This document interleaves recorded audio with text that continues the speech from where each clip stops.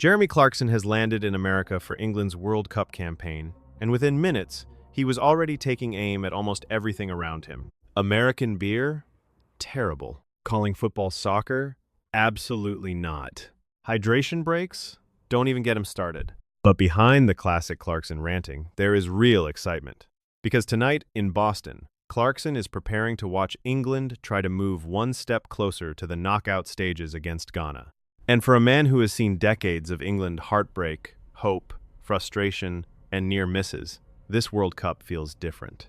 Not just because England started with a thrilling 4-2 win over Croatia, not just because Harry Kane, Jude Bellingham, and the rest of the Three Lions have already given supporters a reason to believe, but because Clarkson believes Thomas Tuchel may be exactly the kind of manager England need. Clarkson appeared on the Sun's football show, Proper Football Daily, speaking from the United States as he prepared to cheer on England in person. And he did not hide his excitement. He said the experience was going to be epic because he had never seen England at a World Cup tournament before. Clarkson admitted he wished he had been there for England's 4-2 win over Croatia, but said he had been busy and could not make that match. Now, with England facing Ghana, he says he is hugely looking forward to seeing Thomas Tuchel's team live. And when it comes to England's chances, Clarkson is not playing it safe. He says he is always optimistic. In his view, you cannot be English during a World Cup and not believe there is a real chance this time. That feeling goes all the way back to childhood. Clarkson was only 6 when England won the World Cup in 1966. But he clearly remembers the pain of 1970 when England were knocked out in Mexico. He said he cried after that defeat and even hated manager Alf Ramsey at the time, despite Ramsey having delivered England's greatest footballing triumph just 4 years earlier. Since then, every 4 years, Clarkson says he has carried hope in his heart. And now, in 2026, that hope is alive again. A huge part of that is Thomas Tuchel. Clarkson says he loved the football England played against Croatia. He also praised Tuchel's halftime team talk, calling it motivational and clever. For Clarkson, Tuchel is not just doing a good job, he is showing why Chelsea made a mistake by sacking him. Clarkson, a Chelsea fan since 1970, says he loves Tuchel and believes England have the best man available to try to win the World Cup. He admits he wishes Tuchel were English, but says that does not change the most important point. England have a manager capable of surprising opponents. Clarkson believes Tuchel's strength is tactical unpredictability. He remembers that from Tuchel's Chelsea days, one match looks like a clear pattern, then the next game comes and Tuchel changes everything. Different shape, different approach, different problem for the opposition. Clarkson called that genius. But this would not be Jeremy Clarkson without a rant. And once the football rules, American habits, and World Cup matchday experience came up, he had plenty to say. First, he took aim at the word soccer. For Clarkson, it is football, nothing else. Then came the drinks breaks.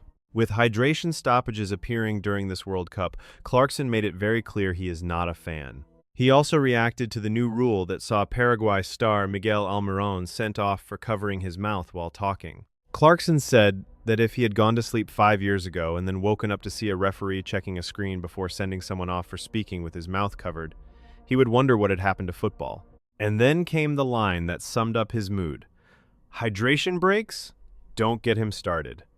But the biggest Clarkson-style blast was saved for American beer.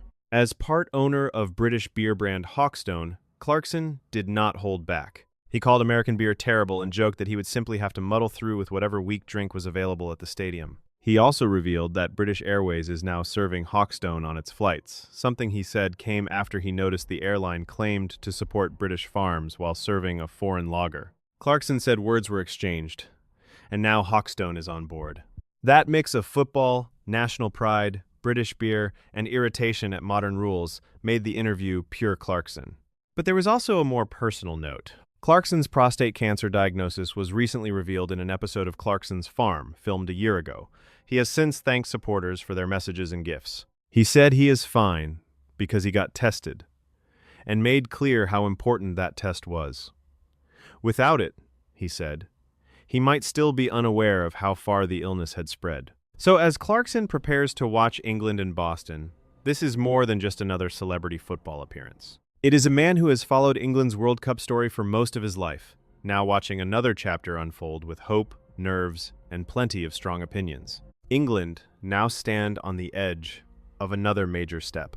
A win over Ghana would help Tuchel's men push toward the knockout stages and keep the belief building after that dramatic victory over Croatia.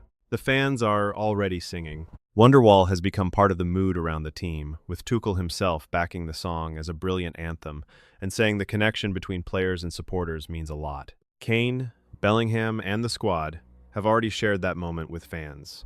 Now the question is whether England can keep giving them something to sing about. For Jeremy Clarkson, this World Cup is already shaping up to be unforgettable. He has problems with the beer. He has problems with the word soccer. He definitely has problems with hydration breaks. But when it comes to England's chances under Thomas Tuchel, Clarkson is fully on board.